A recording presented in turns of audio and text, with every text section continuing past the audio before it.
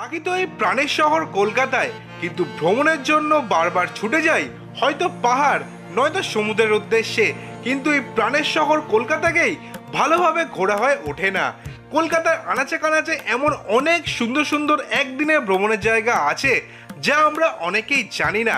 তাই 2025 পড়তেই আমি কঙ্কন ঠিক করে নিয়েছি কলকাতার বিভিন্ন জায়গা আমি ঘুরে বেড়াবো এবং ভিডিও করে তোমাদের কাছে নিয়ে আসবো এই সপ্তাহে। সেই জন্য আমার গন্তব্য হচ্ছে পরেশনাথ জৈন মন্দির। তো চলো সেখানেই যাওয়া যাক।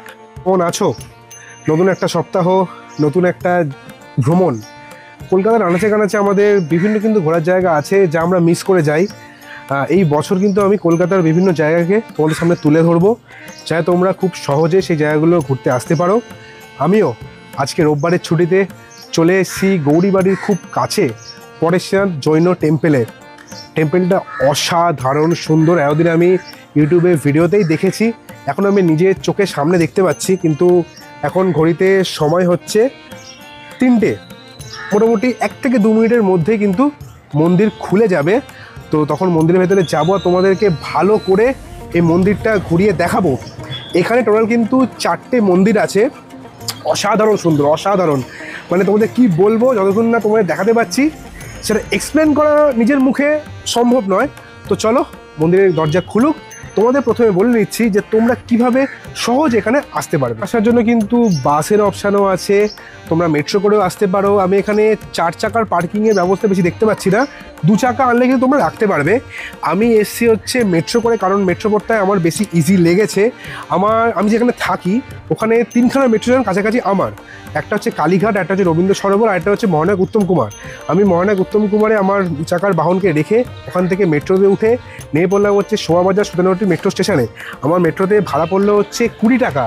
আর স্টেশনের বাইরেই 1 নম্বর দিয়ে বেরোলাম। 1 নম্বর গেটটাই তোমাদের বেশি ইজি হবে। 1 নম্বর গেটের বাইরে কিন্তু রয়েছে অটো স্ট্যান্ড, ওখান থেকে উঠে পড়লাম হচ্ছে গৌরীবাড়ির অটোতে। আমার অটোতে ভাড়া পড়লো হচ্ছে 15 টাকা। টোটাল আমার খরচা পড়লো এখানে আসতে হচ্ছে 35 টাকা। গৌরীবাড়ির অটো মানে মোড়ে যেখানে তোমাদের নামাবে অপোজিট সাইডে তোমাদের চলে আসতে হবে। ওখান থেকে তোমরা 2 থেকে 3 মিনিট, যদি স্লো হাঁটো 5 মিনিটের মধ্যে কিন্তু তোমরা পৌঁছে যাবে এই মন্দিরে।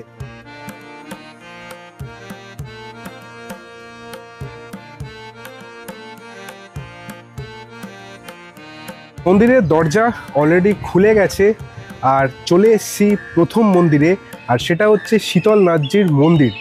মন্দিরে ঢুকে মন্দিরের কারুকার্য সৌন্দর্য এত সুন্দর, আর মেইন যে মন্দিরটা আছে সেখানে এত সুন্দর কাঁচের পাথরের কাজ আছে, কি বলবো। মানে এত সুন্দর মন্দির মানে কলকাতায় যে রয়েছে আর এখনো পর্যন্ত আমি দেখিনি। আমি এত জায়গা ট্রাভেল করেছি বাট এত সুন্দর কারুকার্য আমি দেখিনি। তো চলো মন্দিরের ভেতরে অলরেডি ঢুকে পড়েছি, এই জায়গাটা ভালো করে ঘুরিয়ে দেখাই। আর এই জায়গার যে নামটা আছে পরেশনাথ জৈন মন্দির কেন হয়েছে সবই তোমাদের বলি। আজকের আমার প্রথম গন্তব্য শীতলনাথজির মন্দির, যা খোলা থাকে সকাল 6:30 থেকে দুপুর 12টা পর্যন্ত এবং বিকেলবেলা 3টে থেকে সন্ধ্যে 7টা পর্যন্ত খোলা থাকে। শীতলনাথজি ছিলেন জৈন ধর্মের 10ম তীর্থঙ্কর। তার পিতার নাম হলো রাজা দদরথ এবং মাতার নাম হলো রানী সুনন্দা।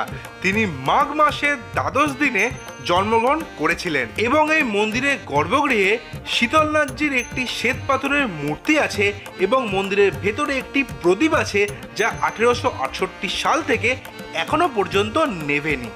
1867 সালে রায় বদ্রীদাস বাহাদুর মুকিম নামে একজন জৈন দ্বারা এই মন্দিরটি নির্মিত হয়েছিল এবং বিখ্যাত শিল্পী গণেশ মুস্করের হাত ধরে এই মন্দিরের শিল্পকাজ গড়ে উঠেছিল। 23তম জৈন তীর্থঙ্কর পার্শ্বনাথের নাম থেকে এই জায়গার নাম হয়েছে পরেশনাথ মন্দির। তার পিতার নাম হলো অশ্বসেন এবং মাতার নাম হলো বামদেবী। 22তম জৈন তীর্থঙ্কর নেমিনাথের আধ্যাত্মিক উত্তরসূরি হলেন এই পার্শ্বনাথজি।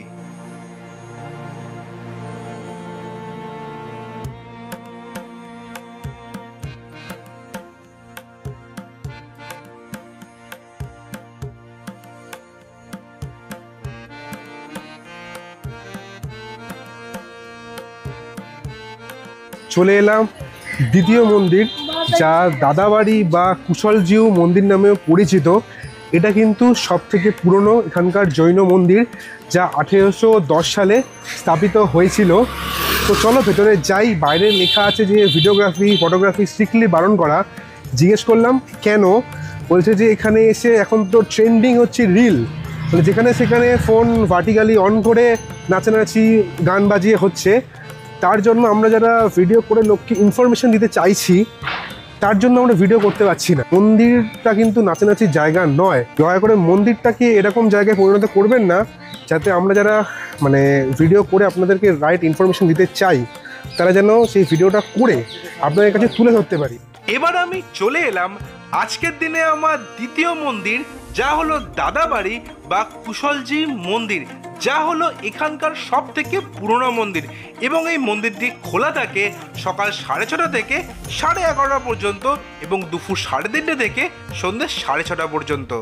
1810 সালে এই মন্দিরটি স্থাপিত হয়েছিল। এই মন্দিরে জৈন আচার্য জিন দত্ত কুশলছড়িজির পদচিহ্ন আছে এবং তাকেই প্রত্যেকদিন পুজো করা হয়।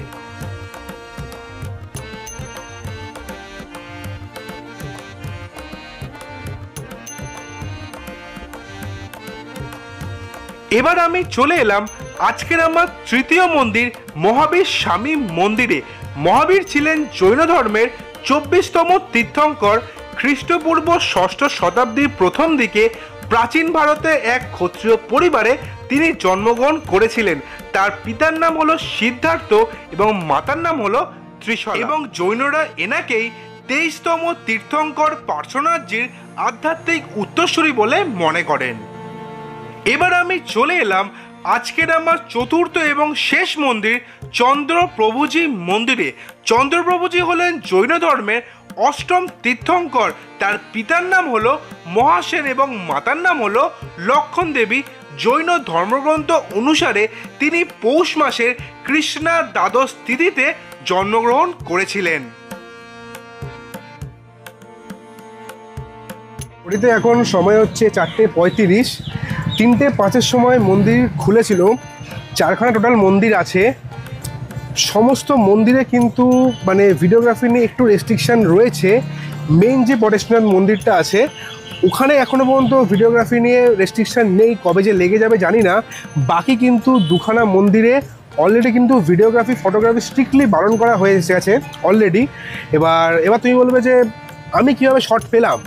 দেখো, বহু রিকোয়েস্ট করে অল্প একটু ফুটেজ আমি নিতে পেরেছি, আর তার সঙ্গে কুন্তলদা বিধানদার থেকে একটু ফুটেজ নিয়ে তোমাদের সাথে শেয়ার করলাম। কারণ এই জায়গার ইতিহাসগুলো তোমাদের তো বলতে হবে। যতটা পারলাম তোমাদেরকে ঘুরিয়ে দেখালাম, আর যতটা পারলাম তোমাদের সাথে ইনফরমেশন শেয়ার করলাম।